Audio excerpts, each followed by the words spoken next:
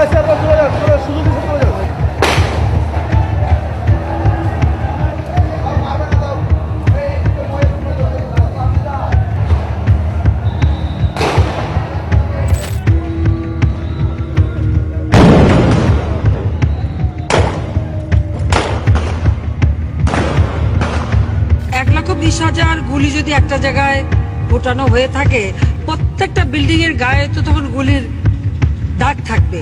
গায়ে লাল রং লাগিয়ে পড়ে আছে, যখন পুলিশ যে ডাক দিচ্ছে উঠে দৌড় মারছে।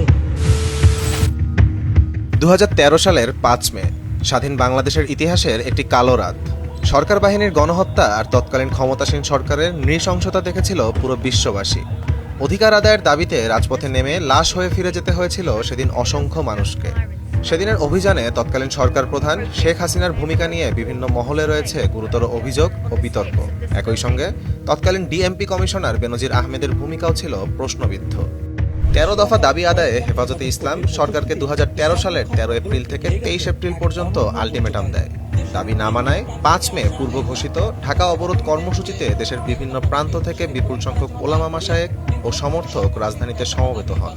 আইন শৃঙ্খলা বাহিনীর বাধা সত্ত্বেও মিছিলের ঢল মতিঝিলের শাপলা চত্বরে গিয়ে মিলিত হয়, আর পুরো এলাকা রূপ নেয় সময়ের অন্যতম বৃহৎ সমাবেশে। দিনভর হেফাজতে ইসলামের হাজারো কর্মী রাজধানীর কেন্দ্রস্থলে অবস্থান নিলেও সবচেয়ে বড় প্রশ্ন তৈরি হয় রাতের অভিযানে।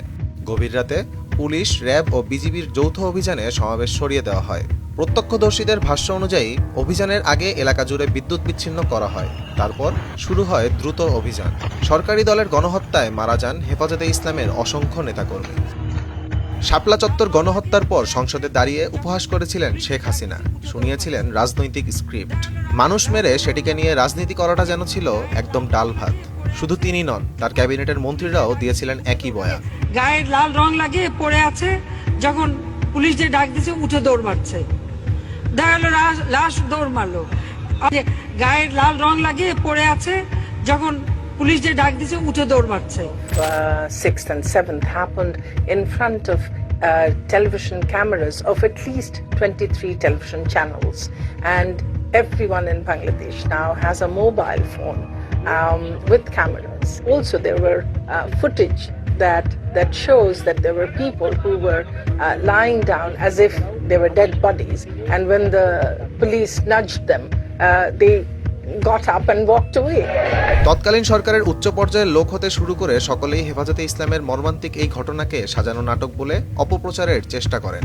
এমনকি তৎকালীন ডিএমপি কমিশনারের বক্তব্য ছিল অপপ্রচারের একটি নিপুণ কৌশল।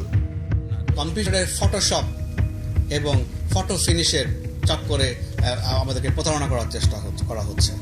হেফাজতে ইসলামের সেই দুঃসহ ঘটনাকে দেশের বহু মানুষ গণহত্যা হিসেবে দেখলেও তৎকালীন সরকার ও তার সমর্থকেরা ঘটনাটিকে ভিন্নভাবে উপস্থাপন করে। অভিযোগ আছে, ঘটনার প্রকৃত চিত্র সামনে আনার চেষ্টা করলে গণমাধ্যম কর্মীরাও চাপ, নিপীড়ন ও বাধার মুখে পড়েন। নিউ এজ পত্রিকার সম্পাদক নুরুল কবির এক সাক্ষাৎকারে সেদিনের ঘটনাকে সরাসরি গণহত্যা বলে অভিহিত করেন। হাজার হাজার হাজার হাজার এই গরিব মানুষকে, যাদের অনেকে ঢাকা শহরে চেনে নাই, পুলিশের তারা খেলে কোন রাস্তা দিয়ে কোথায় গিয়ে জীবন রক্ষা করতে হবে সেটা পর্যন্ত জানে না, কিংবা তারা যে বাসে চলে যাবে, এর মধ্যে অনেক গরিব ছেলে ছিল আমাদের কর্মীরা বলেছেন তার বাস ভাড়া পর্যন্ত নাই। এরকম একটা অবস্থার মধ্যে একদিকে হেফাজতের নেতারা তাদেরকে এনেছে, অন্যদিকে এই কথাগুলো চিন্তা না করে এবং আইন শৃঙ্খলা রক্ষার নামে একটা অপদার্থ, অদক্ষ এবং নির্বিকার, নির্মানবিক একটা সরকার, এদের উপর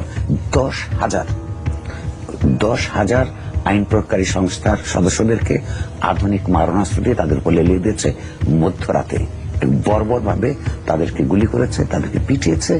সেদিনের অভিযানের পরপরই সরকারি নির্দেশে দিগন্ত টিভি ও ইসলামিক টিভির সম্প্রচার বন্ধ করে দেওয়া হয়। ঘটনাস্থলের বাস্তব চিত্র ও বিকল্প বয়ান জনসমক্ষে আসার পথ রুদ্ধ করতেই এই পদক্ষেপ নেওয়া হয়েছিল, যা সত্য প্রকাশকে আরও সংকুচিত করে তোলে। সত্য প্রচারের মুখে বাধা হয়ে দাঁড়ায় শেখ হাসিনার সরকার। 5 মে বাংলাদেশের রাজনৈতিক ইতিহাসে বেদনাবিধুর এক দিন হিসেবে স্মরণ করা হয়। সেদিনের অভিযান ছিল হেফাজতে ইসলামকে কঠোরভাবে দমন করার একটি পদক্ষেপ। তীব্র প্রতিহিংসা পরায়ণ হয়ে এই অভিযান চালায় শেখ হাসিনা ও তার বাহিনী। এমনকি ভারতের ইন্ধন রয়েছে বলেও দাবি অনেক বিশ্লেষকদের। আহমদ জামিল হক, নয়া দিগন্ত।